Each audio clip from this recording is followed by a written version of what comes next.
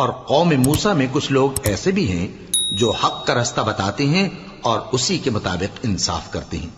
اور ہم نے ان کو یعنی بنی اسرائیل کو الگ الگ کر کے 12 قبیلے اور بڑی بڑی جماعتیں بنا دیا. اور جب موسیٰ سے ان کی قوم نے پانی طلب کیا تو ہم نے ان کی طرف وہی بھیجی کہ اپنی لاٹھی پتھر پر مار دو. تو اس میں سے 12 چشمے پھوٹ نکلے اور سب لوگوں نے اپنا اپنا گھاٹ معلوم کر لیا. اور ہم نے ان کے سروں پر بادل کو سائبان بنائے رکھا اور ان پر من و سلوہ اتارتے رہے. اور ان سے کہا کہ جو پاکیزہ چیزیں ہم تمہیں دیتے ہیں انہیں کھاؤ.